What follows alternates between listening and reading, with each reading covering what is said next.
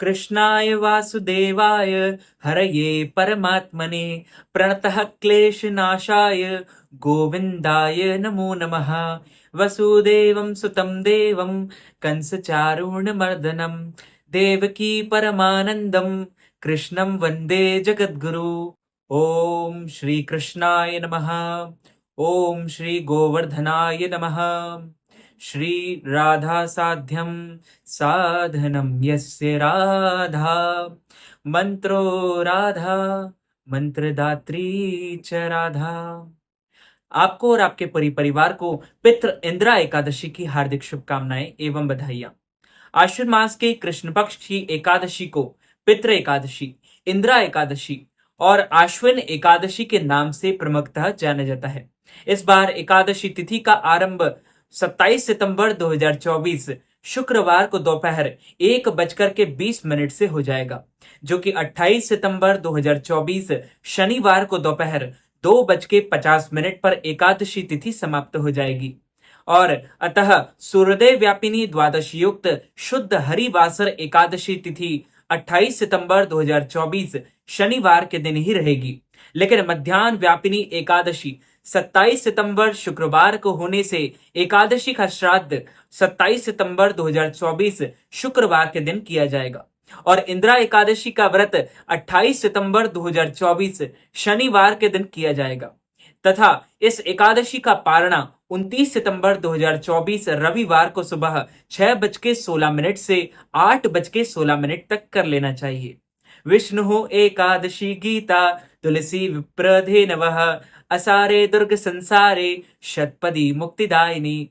अर्थात भगवान श्री हरि विष्णु जी का पूजन करना, एकादशी का व्रत करना, गीता जी का पाठ करना, तुलसी जी का पूजन करना, गौ माता का पूजन करना, दर्शन करना, ब्राह्मणों की सेवा करना, दान कराना, भोजन कराना, गौ माता की रक्षा व सेवा करना, यह 6 कार्य इस कठिन संसार सागर को पार कराने हेतु मुक्तिदायक बताए गए हैं।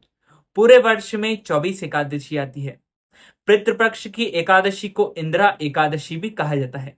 श्राद्ध के महीने में आने वाली इस एकादशी का काफी महत्व होता है। मान्यताओं के अनुसार इस खास दिन परिवार के उन मृतक सदस्यों का श्राद्ध किया जाता है जिनकी मृत्यु एकादशी तिथि पर हुई हो। आमतौर पर एकादशी के दिन भगवान विष्णु की पूजा होती है, लेकिन एकादशी श्राद्ध का शालिग्राम जी की पूजन भी किया जाता है, जो कि भगवान विष्णु का विग्रह रूप है। माना जाता है कि एकादशी श्राद्ध की पूजा से पितरों को शांति मिलती है। जो लोग पितृपक्ष में तर्पण नहीं कर पाते हैं वो इस दिन श्राद्ध करके अपने पूर्वजों को खुश कर सकते हैं और उन लोगों को जरूर करना चाहिए ये कार्य। सनातन धर्म में एकादशी श्राद्ध का बड़ा ही धार्मिक और आध्यात्मिक महत्व बताया गया है। यह दिन पूर्वजों को समर्पित होता है। ऐसा कहा जाता है कि इन विशेष दिन पितृ पृथ्वी पर आते हैं। साथ ही इस दिन भगवान विष्णु की भी पूजा का विधान है। यही वजह है कि लोग पालनहार से अपनी पूर्वजों की मुक्ति के लिए प्रार्थना करते हैं। जो लोग इस पवित्र दिन अपने पूर्वजों की मुक्ति के लिए प्रार्थना करते हैं और उनके लिए पितृ तर्पण और पिंड दान करते हैं और भगवान विष्णु उन्हें आशीर्वाद प्रदान करते हैं और आशीर्वाद देते हैं। साथ ही उन्हें अपने निवास वैकुंठ धाम में स्थान देते हैं।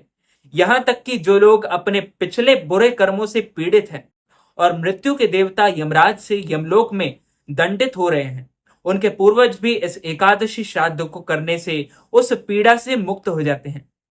जिन लोगों का देहांत इस दिन अर्थात तिथि अनुसार दोनों पक्षों कृष्ण पक्ष और शुक्ल पक्ष की एकादशी तिथि को हुआ हो, उनका श्राद्ध इस दिन किया जाता है। और माना जाता है कि यदि आपके कोई पूर्वज जाने अनजाने हुए अपने पाप कर्मों के कारण यमलोक में अपने कर्मों का दंड भोग रहे हैं, तो इस एकादशी पर विधि विधान पूर्वक व्रत करके इस व्रत के पुण्य को उनके नाम पर दान किया जा सकता है और उन्हें इस दंड से छुटकारा मिलकर स्वर्ग लोक की प्राप्ति होती है। इस दिन व्रत रखकर श्राद्ध कर्म करने से पितरों के देव अर्यमा और भगवान विष्णु प्रसन्न होते हैं और इस दिन इस एकादशी का व्रत रखने से और श्राद्ध करने से कर्ज से मुक्ति भी मिलती है। एकादशी के दिन घी, दूध, दही, अन्न का दान करना चाहिए। गरीबों को भोजन करवाएं और ब्राह्मणों को भी फलाहार करवाएं।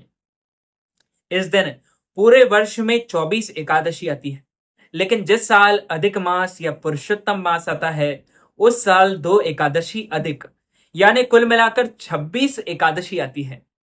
प्रत्येक माह में, प्रत्येक महीने में 2 बार एकादशी, एक कृष्ण पक्ष व दूसरी शुक्ल पक्ष, दोनों ही एकादशियों का भिन्न भिन्न महत्व हमारे पुराणों एवं धर्म ग्रंथों में बताया गया है। एकादशी का व्रत भगवान श्री लक्ष्मी नारायण जी का परम प्रिय व्रत है। एकादशी का व्रत करने से मनुष्यों के कई जन्मों के पाप जड़ से नष्ट हो जाते हैं तथा उनके पुण्य का उदय होता है। जब मनुष्य के जन्म जन्मांतर के पाप नष्ट हो जाते हैं, तभी उन्हें सांसारिक एवं भौतिक सुखों की प्राप्ति होती है। जो भक्त एकादशी का व्रत करते हैं, उनको दशमी से लेकर द्वादशी तक कुछ महत्वपूर्ण नियमों का पालन अनिवार्य रूप से करना चाहिए। दशमी के दिन एक समय शुद्ध एवं सात्विक भोजन करें। इस दिन चावल, शहद, लहसुन, प्याज, मांस, मदिरा, मसूर दाल, कटहल की सब्जी का उपयोग बिल्कुल नहीं करना चाहिए। दशमी के दिन पराय अन्न अर्थात दूसरे के घर का भोजन बिल्कुल नहीं करना चाहिए। इसे निषेध माना जाता है। ब्रह्मचर्य व्रत का पालन करते रहना चाहिए। एकादशी के दिन सुबह जल्दी उठकर स्नान करके पूजा अर्चना कर एकादशी व्रत का संकल्प धारण करें। और पद्म पुराण के उत्तरखंड के अध्याय 64 में श्लोक 34 लिखा है। उसमें बताया गया है कि निराहारम स्थित्वा हम परेहमि भोक्ष्यामि पुंडरीकाक्ष शरणम में भवाच्युता। हे कमल नयन भगवान अच्युत, मैं एकादशी के दिन निराहार रहकर दूसरे दिन ही भोजन करूंगा। सूर्य भगवान को अर्घ दे, माता पिता को प्रणाम करें, तुलसी जी का पूजन एवं दर्शन करें, गौ माता का पूजन करें। इसी दिन अन्न नहीं खाना चाहिए, केवल फलाहार करें। सर्वोत्तम फलाहार गाय का दूध व फल होते हैं। इस दिन झूठ ना बोलें, क्रोध ना करें, लड़ाई झगड़ा एवं वाद विवाद बिल्कुल ना करें। ब्रह्मचर्य व्रत का पालन करना चाहिए। दाढ़ी कटिंग व शेविंग ना करें। किसी का भी आप अपमान या अनादर ना करें। दिन में ना सोएं, रात्रि जागरण करें। पूजन पाठ करके ब्राह्मण के मुख से ही एकादशी व्रत कथा का श्रवण करें। कथा सुनने के बाद यथाशक्ति उन्हें दान दक्षिणा भी प्रदान करें एवं शुभ मुहूर्त में एकादशी के अगले दिन ही व्रत का पारणा करें। आश्विन मास के कृष्ण पक्ष की एकादशी को इंदिरा एकादशी, पितृ एकादशी के नाम से जाना जाता है। इस बार एकादशी तिथि का प्रारंभ 27 सितंबर 2024 शुक्रवार को दोपहर 1:20 से हो जाएगा, जो कि 28 सितंबर 2024 शनिवार को दोपहर 2:50 पर एकादशी तिथि समाप्त हो जाएगी। अतः सभी लोगों को सूर्योदय व्यापिनी द्वादशी युक्त शुद्ध हरिवास 28 सितंबर 2024 शनिवार के दिन ही रहेगी। इसी दिन मध्याह्न व्यापिनी 27 सितंबर 2024 शुक्रवार को होने से एकादशी का श्राद्ध कर्म, श्राद्ध पूजन 27 सितंबर 2024 शुक्रवार के दिन ही किया जाएगा और इंदिरा एकादशी का व्रत 28 सितंबर 2024 के दिन ही रखा जाएगा तथा इस एकादशी व्रत का पारणा 29 सितंबर 2024 रविवार को सुबह 6:16 से 8:16 के बीच में आपको कर लेना चाहिए। बोलिए श्री लक्ष्मी नारायण भगवान की जय, श्री कृष्णचंद्र भगवान की जय। धर्मराज युधिष्ठिर कहने लगे कि हे भगवान, आश्विन मास की कृष्ण पक्ष की एकादशी का क्या नाम है, इसकी विधि तथा फल क्या है, सो कृपा करके कहिए। भगवान श्री कृष्ण कहने लगे कि इस एकादशी का नाम इंदिरा एकादशी है। इस एकादशी से सभी पापों को नष्ट करने वाली तथा पुण्यों को अधोगति से मुक्ति देने वाली होती है। हे राजन, ध्यान पूर्वक इसकी कथा सुनो। इसके सुनने मात्र से ही वाजपेयी यज्ञ का फल प्राप्त होता है। प्राचीन काल में सतयुग के समय माहिष्मती नाम की एक नगरी में इंद्रसेन नाम का एक प्रतापी राजा धर्म पूर्वक अपनी प्रजा का पालन करते हुए शासन करता था। वह राजा पुत्र पौत्र आदि धन आदि से संपन्न और भगवान विष्णु का परम भक्त था। एक दिन जब राजा सुखपूर्वक अपनी सभा में बैठा था, तब आकाश मार्ग से महर्षि नारद उतरकर उसकी सभा में आए। राजा उन्हें देखते ही हाथ जोड़कर खड़ा हो गया और विधि विधान पूर्वक आसन व अर्घ दिया। सुख से बैठकर मुनि ने राजा से पूछा कि हे राजन, आपके सातों अंग कुशल पूर्वक तो हैं? तुम्हारी बुद्धि धर्म में और तुम्हारा मन विष्णु भक्ति में तो है और रहता है।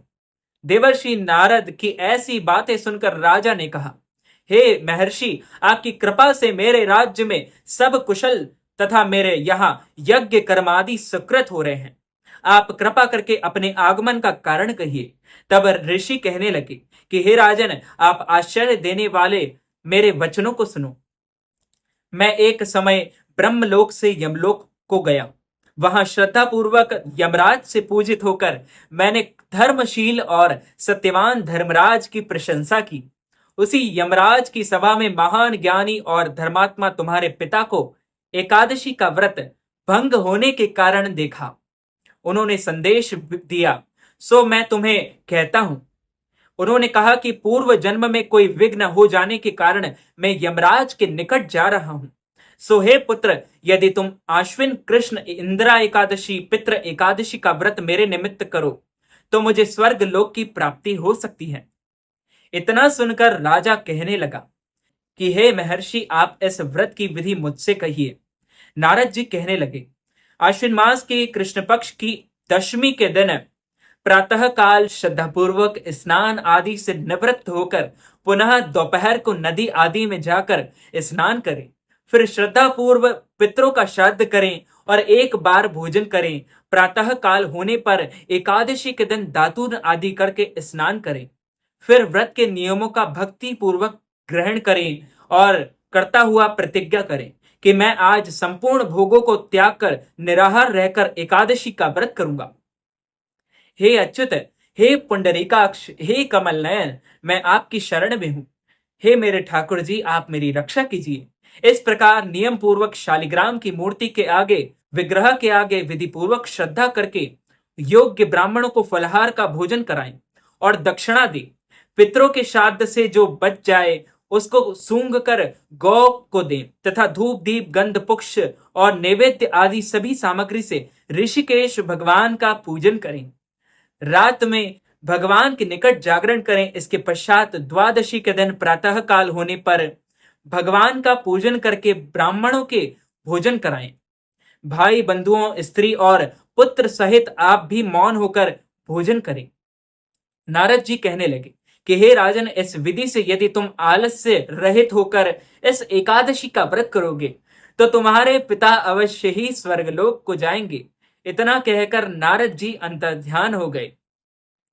नारद जी के कथा अनुसार राजा द्वारा अपने बांधवों तथा दासों सहित व्रत करने से आकाश से पुष्प वर्षा होने लगी और उस राजा का पिता गरुड़ पर चढ़कर विष्णु लोक को गया। राजा इंद्रसेन भी एकादशी के व्रत के प्रभाव से निष्कंटक राज्य करके अंत में अपने पुत्र को सिंहासन पर बैठाकर स्वर्ग लोक को गया। हे युधिष्ठिर, यह इंदिरा एकादशी के व्रत का महात्म मैंने तुमसे कहा। इसके पढ़ने और सुनने मात्र से मनुष्य सब पापों से छूट जाते हैं और सब प्रकार के भोगों को भोग कर वैकुंठ लोक गोलोक को जाते हैं। बोलिए श्री लक्ष्मी नारायण भगवान की जय। श्री कृष्णचंद्र भगवान की जय। राजा रामचंद्र भगवान की जय। वल्लभाधीश की जय। गोसाई जी परम दयाल की जय। श्री गुरुदेव की जय। लाडले लाल की जय। आज के आनंद की जय। सब संतन की जय। सब भक्तन की जय। समस्त ब्रजवासीन की जय। जय जय श्री राधे। जय जय श्री राधे। जय जय श्री राधे श्याम। अच्युतं केशवं राम नारायणं कृष्ण दामोदरं वासुदेवं हरि श्रीधरं माधवं गोपिका वल्लभं श्री जानकी नायकं श्री रामचंद्रं भजे। जानकी मनोहरं सर्वलोकनायकं श्री शंकरादिसेवितं पुण्य नाम कीर्तनम श्री राम राम राम राम राम नाम तायकम राम कृष्ण वासुदेवा भक्ति मुक्तिदायकम राम कृष्ण वासुदेवा भक्ति मुक्तिदायकम हरे राम राम राम हरे हरे हरे कृष्ण कृष्ण कृष्ण हरे हरे श्री कृष्ण गोविंद हरे मुरारे हे नाथ नारायण वासुदेव हरे राम राम राम हरे हरे हरे कृष्णा कृष्णा कृष्णा हरे हरे। तो मित्रों, भक्तजनों, माताओं, बहनों, सभी बंधु बांधवों, यदि आप इंदिरा एकादशी के निमित्त, पितृ एकादशी के निमित्त, आश्विन एकादशी के निमित्त ब्राह्मणों को फलाहार करवाना चाहते हैं, अन्नदान, वस्त्रदान, गौदान, तिलदान अथवा एकादशी व्रत के पारणा के निमित्त हमें दान दक्षिणा प्रदान करना चाहते हैं, धन राशि, नगद राशि प्रदान करना चाहते हैं, तो आप हमारे गूगल पे, फोन पे, पेटीएम या अकाउंट नंबर के माध्यम से नगद राशि, धनराशि प्रदान करके इंदिरा एकादशी, पितृ एकादशी का संपूर्ण पुण्य लाभ प्राप्त कर सकते हैं। और अभी पितृपक्ष चल रहे हैं, तो पितृपक्ष का भी आप संपूर्ण पुण्य लाभ प्राप्त कर सकते हैं। इस वीडियो को ज्यादा से ज्यादा लोगों तक शेयर कीजिएगा, लाइक कीजिएगा, कमेंट कीजिएगा और सब्सक्राइब करके बेल आइकन को भी ऑन कर लीजिए। ऐसे ही नए नए वीडियोस देखने के लिए आप सभी को सादर जय श्री कृष्ण, सादर धन्यवाद।